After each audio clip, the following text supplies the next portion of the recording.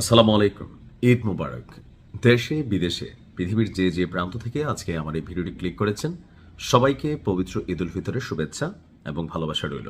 বিশেষ করে যারা প্রবাসী যোদ্ধা রয়েছেন, আমিও একসময় প্রবাসী ছিলাম, এখন আমি বাংলাদেশে অবস্থান করছি।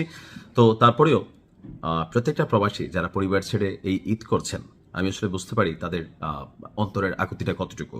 তো যাই হোক, আল্লাহ সবাইকে ভালো রাখুক, সুস্থ রাখুক, ঈদ খুশির হোক। তবে ঈদের দিনে একটু খারাপ সংবাদ বাংলাদেশের জন্য, যারা আমরা বাংলাদেশের নাগরিক আছি। তবে এই খারাপ সংবাদটার পেছনে একটা কারণ হচ্ছে ইরান। এখন আমরা যদি বিশ্লেষণ করি, ইরান কি নিজে নিজে এই ঘটনাগুলো ঘটাইছে নাকি ইরানকে বাধ্য করা হয়েছে? বাস্তবতা হচ্ছে ইরানকে বাধ্য করা হয়েছে। ইরান নিজেদের পয়সা দিয়া তারা সামরিক খাতে, প্রযুক্তি খাতে, মহাকাশ খাতে, পারমাণবিক খাতে নিজেদেরকে ডেভেলপ করছে, যেমন পৃথিবীর অন্যান্য শক্তিশালী 10টা দেশ করে। তবে যেহেতু এটা ইসলামিক রাষ্ট্র, সো এখানে সমস্যা হচ্ছে পশ্চিমাদের সমস্যা। এমনকি মধ্যপ্রাচ্যে পশ্চিমাদের যে সকল দেশে নিজস্ব ঘাঁটি আছে, গুটিবাজ আছে, রাষ্ট্রগুলো তারা নিজেরা। তো এর মধ্যে একটা রাষ্ট্র হচ্ছে কাতার।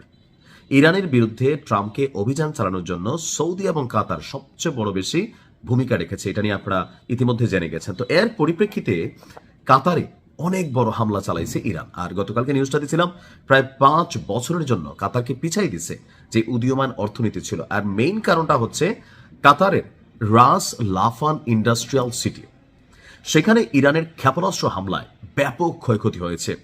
আর এতে পাকিস্তান, বাংলাদেশ এবং ভারত ততটা বেশি ধাক্কায় পড়বে না, তাদের নিজস্ব ইন্টারনাল সোর্স আছে। বাট বাংলাদেশ এবং পাকিস্তান, এই দুই দেশ খুব শীঘ্রই বিদ্যুৎ বিভ্রাট এবং শিল্প কারখানায় উৎপাদিত হওয়া পণ্যে বিশেষ বড় ধাক্কা খাবে। ইতিমধ্যে বাংলাদেশে বিদ্যুৎ বিভ্রাট শুরু হয়ে গেছে। এখন কেন? বাংলাদেশ, পাকিস্তান, ভারত, আমরা আসলে এলএনজি যেটা আমদানি করি, এটার একটা বড় অংশ আমরা আনি কাতার থেকে। তো কাতারের প্রায় সব প্রাকৃতিক গ্যাসই এই রাস লাফানে প্রক্রিয়াজাত হয় এবং সেখান থেকেই রপ্তানি করা হয়।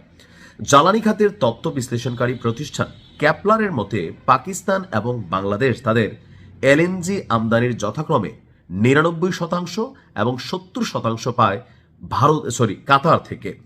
অন্যদিকে বাজার গবেষণা প্রতিষ্ঠান S&P গ্লোবালের তথ্য অনুযায়ী ভারতের এলএনজি চাহিদার 40% তারা কাতার থেকে সংগ্রহ করে। এই জন্য ভারতের বড় ধাক্কা না। তো ইরান যুদ্ধ শুরু হওয়ার পরে এই প্রথম কাতারে যত বড় ইরান ক্ষেপণাস্ত্র হামলা চালাইলো, এতে আপনার এই ধাক্কাটা এটা আমাদের মতন রাষ্ট্রগুলোকে ঝামেলায় ফেলতে যাচ্ছে।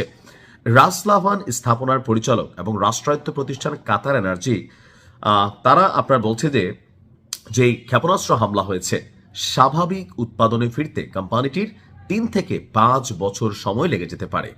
আর পাকিস্তান এবং বাংলাদেশ উভয়েরই নিজস্ব এলএনজি মজুদ সীমিত, যা দিয়ে পুরো রাষ্ট্র ব্যবস্থা মাত্র 1 বা 2 সপ্তাহ চলতে পারে।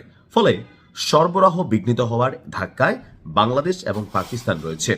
তো এখন এদিকে আসলে সরকারের কোনো দায়বদ্ধতা আছে না।